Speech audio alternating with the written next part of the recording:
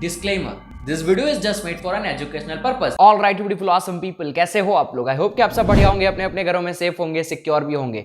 अब आप सभी के दिमाग में एक सवाल हमेशा रहता है कि एक बग बाउंटी हंटर या फिर पेनिट्रेशन टेस्टर को कितनी प्रोग्रामिंग लैंग्वेज आनी चाहिए, कौन सी प्रोग्रामिंग लैंग्वेज आनी चाहिए, और जो भी प्रोग्रामिंग लैंग्वेज आप सीख रहे हो उसमें कितना आपको सीखना चाहिए।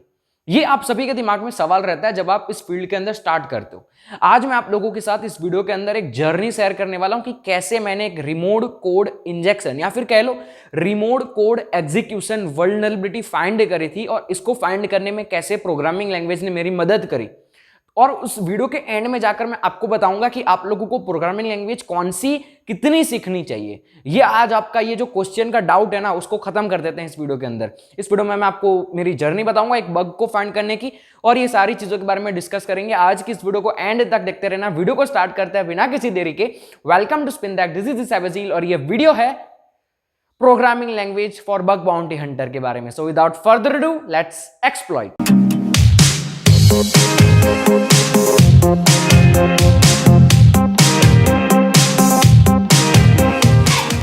ओके, अब मैं अपनी कहानी से स्टार्ट करता हूं। यहां पर मैं आप लोगों को उस कंपनी का, उस वेबसाइट का रियल नेम डिस्क्लोज नहीं कर सकता क्योंकि वो अलाउड नहीं है, लेकिन मैं यहां पर आप लोगों को एक प्रोसेस बताता हूं कि कैसे मैंने ये चीज फाइंड करी थी। अब यहां पर समझ लो xyz.com एक कंपनी है। अब मैं आप लोगों को यहां पर यूआरएल दिखाता हूं। ये है xyz.com का एक यूआरएल। ये एक कंपनी है जिसके ऊपर मैं बग बाउंटी, बग हंटिंग कर रहा था। अब वहां पर एक डायरेक्टरी थी जो यहां पर आप लोगों को दिख रही है, ए एडमिन, इस तरीके की एक डायरेक्टरी थी, समझ लो एक डायरेक्टरी है। अब इस तरीके के पेज के ऊपर मैं था, मैंने सब डोमेन्स फाइंड करे थे कुछ, उन सब डोमेन्स में से मुझे इस तरीके का सब डोमेन मिला। उसके बाद मैंने उसके ऊपर डायरेक्टरी ब्रूट फोर्सिंग करी। डायरेक्ट्री ब्रूट फोर्सिंग करने के बाद मुझे ए एडमिन मिला। जब मैंने उसको ओपन करा तो एक पेज ओपन हुआ, लेकिन वो पेज के ऊपर मैंने सब कुछ ट्राई किया, क्रॉस साइट स्क्रिप्टिंग एंड जो भी चीज़ हम कर सकते हैं, CSRF, क्रॉस साइट स्क्रिप्टिंग या फिर जितनी HTTP रिक्वेस्ट स्मगलिंग और जो चीज़ें हैं वो। हाँ, HTTP रिक्वेस्ट स्मगलिंग का प्रैक्टिकल वीडियो बाकी है ना, वो भी जल्द आएगा। तो मैंने ये कुछ चीज़ें हैं वो ट्राई करी। अब मैं कर रहा था, मुझे कुछ मिला नहीं। उसके बाद जाकर मैं थोड़ा बर्न आउट फील कर रहा था, यार कब का लगाऊंगा, कुछ मिल नहीं रहा है। तो फिर मैं URL के ऊपर ध्यान दिया। मैंने सोचा कि चलो अभी टाइम पास करने के लिए URL के साथ खेलते हैं। तो मैंने क्या करा, URL के बाजू में जाकर लगा दिया इस तरीके का 2 डॉट्स और एक सेमीकोलन, ये मैंने लगाया। और ये मैं करता हूं अपनी मेथोडोलॉजी में, ये हमेशा मैं रखता हूं क्योंकि ये जो है ना 3 सिंबल्स, ये आपको कई सारे एरर पेज पे ले जाते हैं और कई सारे इंफॉर्मेशन डिस्क्लोजर पे ले जाते हैं। ये अपनी मेथोडोलॉजी के अंदर मैं हमेशा रखता हूं। कोई भी सब डोमेन है, कोई भी डोमेन है, सब जगह पर मैं ये ट्राई करता हूं। आपको भी ये टिप देता हूं। ये मेरी खुद की टिप है, ये कहीं पर ट्विटर पर विटर पर कहीं पर नहीं मिलेगी। ये मेरी खुद की है, मैंने अपने एक्सपीरियंस से सीखा हुआ है इस चीज को। तो मैंने ये करा, और जैसे ही मैंने एंटर प्रेस करा वैसे आप लोगों को मैं दिखाता हूं मुझे क्या दिखा। अब जैसे ही मैंने एंटर प्रेस करा मुझे कुछ इस तरीके की चीज दिखती है, स्ट्रट्स प्रॉब्लम रिपोर्ट। अब इस स्ट्रट्स प्रॉब्लम रिपोर्ट के अंदर आप लोग देख रहे हैं कुछ चीजें लिखी हुई है। मेरे समझ में कुछ भी नहीं आ रहा था, मेरे पल्ले कुछ भी नहीं पड़ रहा था, ये है क्या। अब एज ऑलवेज जैसे मैं आप लोगों को बताता हूं, मैंने क्या करा, मैंने गूगल ओपन करा। तो मैं google.com के ऊपर गया। google.com के ऊपर जाने के बाद मैंने वहां पर जो चीज मुझे यहां पर दिख रही थी, मैं आप सभी को रिकमेंड करूंगा, कोई भी एरर दिखता है ना, उसकी जो मेन चीज होती है ना, उसको जाकर यहां पर लिख दो। तो मैंने क्या करा, यहां पर इसको मैंने स्ट्रट्स प्रॉब्लम रिपोर्ट को कॉपी करा, उसको जाकर मैंने पहले तो यहां पर पेस्ट करा। पेस्ट करने के बाद मैंने कुछ वेबसाइट पढ़ी, और मैंने यहां पर यह पढ़ा कि स्ट्रट्स जो है वो अपाचे के साथ यूज होता है। यानी कि कोई वेबसाइट अगर, इतना मैंने पढ़ा था कि कोई वेबसाइट अगर अपाचे सर्वर पर है और वहां पर स्ट्रट्स टेक्नोलॉजी को यूज करती है तो ऐसा एरर आता है। स्ट्रट्स एक टेक्नोलॉजी है, जैसे हर टेक्नोलॉजी अलग अलग होती है, स्ट्रट्स भी एक वेब डेवलपमेंट की टेक्नोलॉजी है। तो मैंने इसके बारे में इतना पढ़ा कि हाँ, अपाचे के अंदर ये कुछ इस तरीके का होता है। उसके बाद मैंने सोचा कि चलो अब है ना हम लिखते हैं स्ट्रट्स वल्नरेबिलिटी, और इसको मैंने लिखा और गूगल पे जाकर मैंने देखा तो स्ट्रट्स की जो वल्नरेबिलिटी है वो एक टाइम पे, यानी कि मैं टारगेट के ऊपर काम कर रहा था इस वल्नरेबिलिटी के 4 साल बाद, और ये जो वल्नरेबिलिटी है वो 4 साल पहले इस अपाचे के स्ट्रट्स के अंदर मिली थी, जिससे आप रिमोट कोड एग्जीक्यूशन कर सकते हो। लेकिन 4 साल हो गए थे। मैंने सोचा कि अब तो 4 साल हो गए, शायद ये पैच हो गया होगा, इस वेबसाइट के ऊपर नहीं होगा। बट देन आई ट्राई कि चलो हम देखते हैं। सारी वेबसाइट को मैंने फॉलो करा, एक पहली वेबसाइट ओपन करी, दूसरी करी, इस तरीके से मैंने सारी वेबसाइट्स को देखा। उसके बाद मैंने पढ़ा कि स्ट्रट्स भी 2 टाइप के होते हैं, एक होता है स्ट्रट्स सिंपल और एक होता है स्ट्रट्स 2, यानी कि स्ट्रट्स का एक अगले वाला वर्जन, यानी कि स्ट्रट्स 2। तो फिर मैंने उस एरर को ध्यान से देखा, ठीक है ये वो एरर नहीं, एरर वो ऐसा सिमिलर था, ये दूसरा एरर है। तो मैंने वहां पर भी इस तरीके से देख रहा हूं, यहां पर भी है इस तरीके का। मैंने देखा struts2 यूज हो रहा है, पहले मेरा ध्यान नहीं गया था, फिर मेरा ध्यान गया, तो मैंने यहां पर जाकर लिखा struts2 vulnerability। इतना लिखने के बाद मुझे यहां पर देखने को मिलता है कि बहुत सारे अलग अलग आर्टिकल्स हैं जहां पर बताया गया struts2 के vulnerability के बारे में, और इन सभी आर्टिकल्स में इन लोगों ने CVE दिया हुआ है। अब हालांकि मुझे पता था कि CVE होता क्या है, लेकिन कई सारे बिगिनर को नहीं पता है CVE क्या है, कॉमन वल्नरेबिलिटी एक्सपोजर। ठीक है, तो ये कॉमन वल्नरेबिलिटी एक्सपोजर होता है। अगर कोई भी कंपनी में कहीं पर भी कोई भी सर्विस के अंदर कोई वल्नरेबिलिटी आती है तो उस वल्नरेबिलिटी को एक्सप्लॉइट बनाया जाता है, उसका पैच बनाया जाता है, और इस पूरे सिस्टम को CVE कहा जाता है। तो स्ट्रट्स का भी मुझे यहां पर CVE देखने को मिला। अब यहां पर एक चीज और ऐड करते हैं, अगर कहीं पर भी आप लोगों को अपाचे का कोई वर्जन दिखता है, एनजीनिक्स का वर्जन दिखता है, या फिर कोई भी वर्जन दिखता है, कोई भी सर्विस का, कोई भी सर्वर का जो उस वेबसाइट के ऊपर यूज हो रही है, आप लोगों ने अक्सर देखा होगा बॉबसूट के अंदर जब आप इंटरसेप्ट करते हो रिक्वेस्ट को, तो उसके रिस्पॉन्स में आप लोगों को कई बार उसके हेडर में देखने को मिलता है कोई सर्वर का नाम, या फिर अगर आप लोगों को बैनर ग्रैबिंग के बारे में पता है, हालांकि उसकी वीडियो मैं बना दूंगा इसके बाद कहीं पर, या फिर इसके बाद ही मैं अपलोड कर देता हूं। बैनर ग्रैबिंग में भी आप लोगों ने देखा होगा, बैनर ग्रैबिंग करते हैं ना तो हम लोगों को वर्जन पता चलते हैं। या फिर मैंने आप लोगों को इस तरीके का एक वेबलाइजर एक्सटेंशन के बारे में बताया था, यहां पर भी आप लोगों को कई बार वर्जन दिखा था, जैसे कि यहां पर गूगल वेब सर्वर लिखा है, अगर अपाचे होगा और अगर अपाचे का वर्जन होगा वहां पर, तो यहां पर दिखाएगा अपाचे 2.3 समथिंग समथिंग समथिंग। तो जिस जगह पर आप लोगों को कुछ इस तरीके के वर्जन दिखते हैं ना, उस वर्जन को कॉपी करो और उसको जाकर गूगल पे लिख दो। जैसे कि हम यहां पर अगर लिखते हैं अपाचे, ठीक है स्पेलिंग गलत, अपाचे 2.2.5 वल्नरेबिलिटी, अगर ऐसा लिखोगे तो आप लोगों को उस अपाचे की कुछ वल्नरेबिलिटीज देखने को मिलेगी। और यहां पर आप लोग देखेंगे कई बार आप लोगों को CVs देखने को मिलेंगे, जैसे कि यहां पर देख रहे हैं आप CV, इसको पढ़ना होता है ध्यान से, आप लोगों को पता चलता है कि हाँ, अगर आप जो टारगेट के ऊपर काम कर रहे हो वो टारगेट अगर अपाचे का HTTPD 2.2.5 यूज कर रहा है, उसके ऊपर एक टाइम पर ये वाली वल्नरेबिलिटी हुई थी और इसका ये CVE एक्सपोजर है। अब आप लोगों को क्या करना है, इस CVE को कॉपी करके गूगल पे पेस्ट करना है। वही सेम चीज मैंने करी यहां पर। ठीक है, तो मेरे को यहां पर पता चला CVE है 2018-1176। मैंने यहां पर जाकर पेस्ट किया CVE 2018-1176 एक्सप्लॉइट। एक्सप्लॉइट का मतलब मैं हर बार बोलता हूं, लेट्स एक्सप्लॉइट, उसका मतलब कोई भी वल्नरेबिलिटी को एक्सप्लॉइट करना, यानी कि उस वल्नरेबिलिटी को फाइंड करना। तो एक्सप्लॉइट मैंने जाकर लिखा और यहां पर मैंने देखा exploit.db।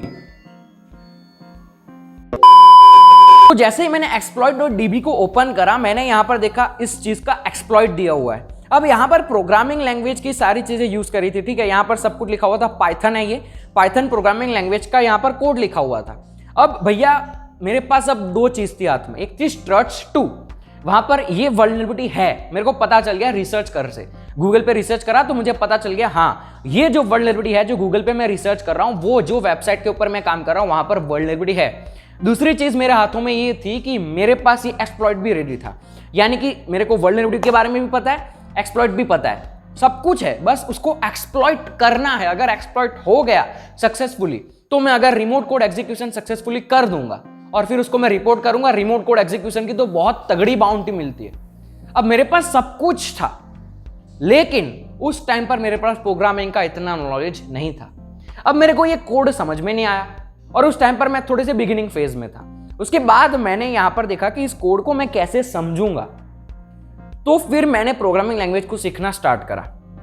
अब प्रोग्रामिंग लैंग्वेज को कैसे कितना सीखना है वो मैं वीडियो के एंड में बताऊंगा, लेकिन ये स्टोरी को खत्म करता हूं। मैंने प्रोग्रामिंग लैंग्वेज को सीखना स्टार्ट करा, उसको सीखा और इस चीज को मैंने सीखा कि ये क्या है, इसको कैसे करना है, ये एक्सप्लॉइट को कैसे रियल लाइफ में एक्सप्लॉइट करना है। ये सब कुछ सीखने के बाद मैंने बेसिकली इस कोड को एक्सप्लॉइट कर दिया। एक्सप्लॉइट करने के बाद रिमोट कोड एग्जीक्यूशन सक्सेसफुली हो गया, मैंने रिपोर्ट करा एंड आई गॉट, मेरी कौन सी बाउंड्री थी वो 3rd या 5th बाउंड्री थी। उतने ज़्यादा मैंने बग्स फाइंड करे नहीं क्योंकि मेरे को इतना इंटरेस्ट नहीं है बग बाउंड्री के अंदर, मैं साइबर सिक्योरिटी की और फील्ड में काम करना चाहता हूँ, लेकिन ये कुछ कभी कभी मैं करता रहता हूँ। तो 4था या 5वां बग मुझे मिला रिमोट कोड एग्जीक्यूशन। वो मैं डिस्क्लोज नहीं कर सकता हूँ क्योंकि वो एक प्राइवेट प्रोग्राम था और उसके ऊपर उन्होंने मना कर दिया कि आप इसको पब्लिकली डिस्क्लोज नहीं कर सकते हैं। तो मेरी वल्नरेबिलिटी आ गई, बहुत तगड़ा अमाउंट आया, आई वॉज एक्सट्रीमली हैप्पी। अब यहाँ पर मेरी स्टोरी से आप लोगों को मैं कंक्लूजन देता हूँ कि प्रोग्रामिंग लैंग्वेज की आपको कहाँ कहाँ पर यूज आएगी इस फील्ड के अंदर। अगर आप लोगों को प्रोग्रामिंग लैंग्वेज पता होगा तो आप लोग इस एक्सप्लॉइट को सीख पाओगे, इस एक्सप्लॉइट को पढ़कर समझ पाओगे कि एक्चुअली में एक्सप्लॉइट कैसे करना है। वरना आपके पास सब कुछ होगा, वल्नरेबिलिटी आपके सामने होगी, लेकिन उसको आप एक्सप्लॉइट नहीं कर पाओगे क्योंकि आपको प्रोग्रामिंग लैंग्वेज नहीं आती है। अब मैं एक्चुअली इस वीडियो का सवाल का जवाब देता हूं, प्रोग्रामिंग लैंग्वेज आपको कितनी आनी चाहिए और कौन सी आनी चाहिए। देखो, इसका सिंपल सा जवाब है, आप लोगों को कोई भी प्रोग्रामिंग लैंग्वेज अच्छी लगती है, पाइथन, ASP.NET, मैं ऑनेस्टली बोल रहा हूं, मैंने अपनी लाइफ की सबसे पहली प्रोग्रामिंग लैंग्वेज सीखी थी ASP.NET।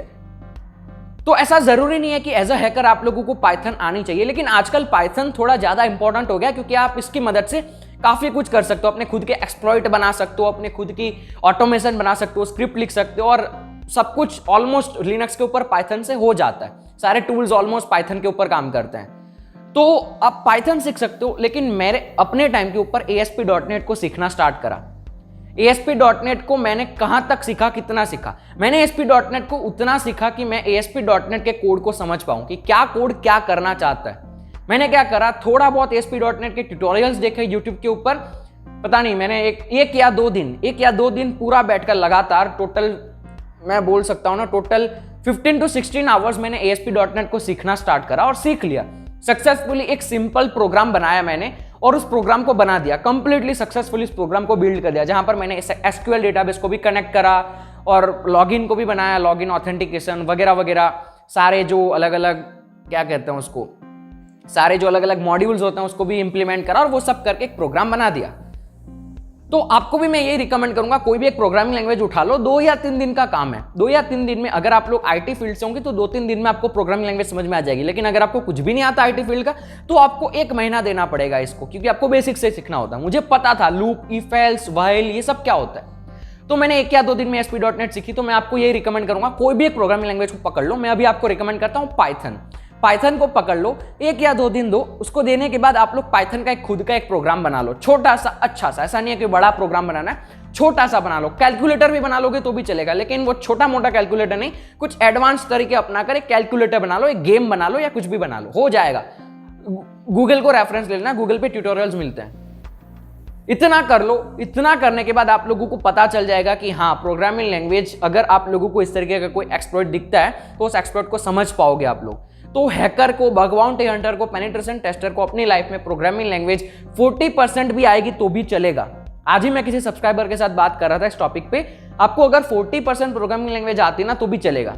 ऐसा जरूरी नहीं है कि आपको प्रोग्राम बनाने आने चाहिए, बस आपको प्रोग्रामिंग लैंग्वेज समझ में आनी चाहिए, ताकि आप सामने वाले जिसने वेबसाइट बिल्ड करी या फिर जिसने इस तरीके के एक्सप्लॉइट बिल्ड करें, उस एक्सप्लॉइट को समझ सको। वो बहुत ही अच्छी कहावत आप लोगों ने सुनी होगी ना, अगर चोर को पकड़ना है तो पुलिस को चोर की तरह सोचना पड़ेगा। यही सेम कहानी यहां पर है। अगर आप लोगों को एक बग को पकड़ना है किसी प्रोग्राम के अंदर, तो उस प्रोग्राम को बनाने वालों की तरह सोचना पड़ेगा। और वो कैसे सोच पाओगे? जब आपको प्रोग्राम बनाना आता होगा। प्रोग्राम बनाना नहीं है, बस उनके कोड को समझना आता होगा तब। ये सारी टेंशन को मिटा दो। स्टार्ट कर रहे हो ना तो नहीं आएगा प्रोग्रामिंग तो भी चलेगा, आप अपने फ्लो के अंदर बीच में सीख जाओगे। जैसे मैंने बताया, मैंने स्टार्ट करा था तब मुझे नहीं आता था, बीच में मैंने अपने 2-3 दिन दिए इन्वेस्ट कर और प्रोग्रामिंग मैंने सीख ली। और मुझे आज भी 40% प्रोग्रामिंग आती है, उससे ज़्यादा नहीं आती है। मैं कोई बड़ा प्रोग्राम बना नहीं सकता, मुझे नहीं समझ में आता। वेब डेवलपमेंट भी उतना समझ में नहीं आता, थोड़ा बहुत जैसे जैसे मैं एक्सपीरियंस करता गया, सीखता गया। तो इस चीज़ से बर्नआउट फील मत करो कि आप लोगों को सब कुछ पहले ही आना चाहिए। अपने फ्लो के अंदर आप चीज़ें सीख जाओगे। और ये थी मेरी लाइफ की 5th vulnerability, struts 2, remote code execution, remote code arbitrary execution. अब रिमोट कोड एग्जीक्यूशन कैसे होता है, क्या होता है, वो सब अगर आपको नहीं पता है वीडियो में बनाऊंगा। एक बफर ओवरफ्लो की वजह से होता है remote code execution. Buffer overflow भी एक प्रोग्रामिंग का कॉन्सेप्ट है जो मैंने अपने फ्लो के अंदर सीखा था। ये सारी चीज मैं आप लोगों को आने वाले टाइम में सिखाने वाला हूं। और इस वीडियो में मैंने बैनर ग्रैबिंग की बात करी थी। बैनर ग्रैबिंग भी आपको इसकी अगली वाली वीडियो को देखने मिल जाएगा। बैनर ग्रैबिंग कैसे करना है, छोटी सी वीडियो बना दूंगा, आप सभी को दे दूंगा। So this was my story about how I found the 5th vulnerability of my life, and this was a story for any bug bounty hunter out there कि आप लोगों को कितनी प्रोग्रामिंग कहां से कैसे आनी चाहिए, कहां से सीखनी है प्रोग्रामिंग लैंग्वेज। इसका भी जवाब दे देता हूं। Code with Harry YouTube channel है, कोड विथ हैरी, सीख जाओगे बढ़िया। उनकी 2-3 वीडियो देखो, सीख जाओगे। That is it for this video. अगर आप लोगों को ये वीडियो अच्छी लगी, इस वीडियो को लाइक जरूर करना, इस वीडियो के नीचे जाकर कमेंट जरूर करना कि आप लोगों को वीडियो कैसी लगी। इस वीडियो के लिए इतना ही रखते हैं, मैं मिलूंगा आपको अगली वीडियो में। बहुत ही मजेदार वीडियो लेकर आऊंगा, बहुत ही तगड़ा कंटेंट आने वाले टाइम के अंदर। बहुत कुछ मैंने सोचा हुआ है नई नई चीजें सिखाने का, इसलिए मैं अभी ऐसी छोटी छोटी वीडियोस बना रहा हूं ताकि बड़े बड़े वीडियोस आने वाले टाइम में आप लोगों को दिख जाए। ये वीडियो के लिए इतना ही रखते हैं, मिलूंगा आपको अगली वीडियो में। तब तक के लिए stay secure, keep smiling, piece.